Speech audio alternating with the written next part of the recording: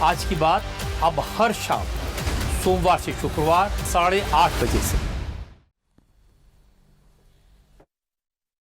ये जांच अब काउंटिंग से ज्यादा अकाउंटिंग पर शिफ्ट हो गई है कि जैसे दान आया वो और जो अकाउंट्स डेटा है वो उसमें मिसमैच है। एसआईटी ने जो रेलेवेंट डेटा है उसको पेन ड्राइव पर ट्रांसफर किया है और अब एसआईटी की जांच में ये सामने आया है कि मंदिर प्रशासन बिल्कुल शिथिल था। जो एसओपी रखी गई थी काउंटिंग को लेकर उनका पालन नहीं हो रहा था और किसकी क्या जिम्मेदारी है काउंटिंग सेंटर से बाहर मंदिर को मैनेज करने की, वो सब मौखिक तौर पर बताया जाता था कि आप ये काम देख लीजिए, आप ये काम देख लीजिए। जो जो बयान हुए हैं उसके आधार पर अब एसआईटी अपनी प्रिलिमिनरी रिपोर्ट की तरफ आगे बढ़ रही है। जो अभी तक की जांच में स्पष्ट हुआ है वो ये है कि मंदिर में कोई भी एसओपी का पालन नहीं हो रहा था। इतना ही नहीं, काउंटिंग से निकलने वाले कर्मचारियों की तलाशी भी नहीं होती थी और जहां काउंटिंग होती थी वहां पुलिस की मौजूदगी तक नहीं थी। एग्जिट गेट से जो मंदिर का स्टाफ है वो बिना किसी चेकिंग के सिक्योरिटी की मौजूदगी में एंट्री कर सकता था, एग्जिट कर सकता था।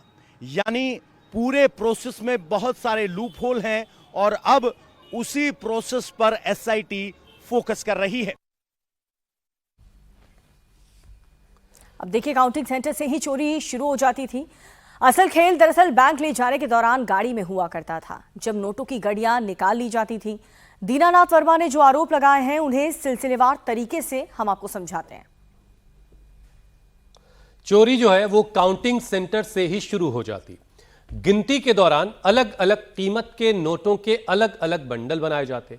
100 के नोटों को अलग कर लिया जाता, उनके 10 बंडल बनाए जाते। इसी दौरान 10 की जगह 13 या 15 गड्डियां उसमें लगा दी जाती। मान लीजिए 10 के 100 नोट इकट्ठा हुए और फिर उसके बाद उनके 10 गड्डियां एक साथ मिलानी है, तो उसमें 10 के बजाय 13 गड्डियां मिला दी और कहा गया ये 10 ही गड्डियां हैं।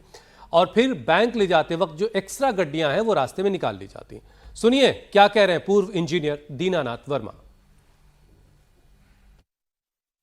बक्से की पलटी कराई जाती थी तखत के ऊपर, तो उसमें जो कुछ भी निकलता था उसको अलग छांट कर रख दिया जाता। आभूषण रत्न अलग रख दिया जाता, उसकी फोटो खींच ली जाती और बाकी पैसे की गिनती होती और गिनती के बाद सब पे नंबरिंग डाल करके बंडल पे, और जो इंचार्ज है उसको दस्तखत करना चाहिए और बैंक वाले को दस्तखत करना चाहिए, तब बक्से में ले करके और फिर बैंक में जाके वहां फिर गिनती करा करके जमा करा के रसीद लेना चाहिए था।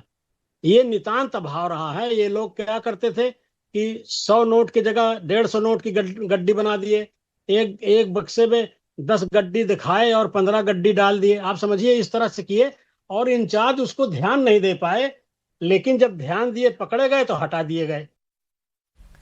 अब दीनानाथ वर्मा ने एक और सनसनीखेज आरोप लगाया है। उन्होंने ये कहा कि दान में चोरी तो छोटी बात है, मंदिर की पहली ईंट जब से रखी गई थी चोरी तभी से शुरू हो गई थी। निर्माण कार्य में जबरदस्त धांधली का आरोप उन्होंने लगाया। उन्होंने दावा किया है कि पूरे मंदिर को लूट लिया गया है। मंदिर निर्माण में भी कमीशन खोरी हुई है। दान में चोरी तो छोटी बात है। अनिल मिश्रा और टिन्नू यादव लूट के सरगना है। रत्नेश चतुर्वेदी भी इस लूट में शामिल है। उन्होंने कहा कि मैंने चंपत राय से शिकायत की थी, लेकिन उन्होंने मेरी शिकायत को नजरअंदाज कर दिया। बहुत बड़ी चोरी हुई है और दान पात्र की चोरी तो बहुत कम है। सबसे ज्यादा निर्माण कार्य में चोरी हुई है।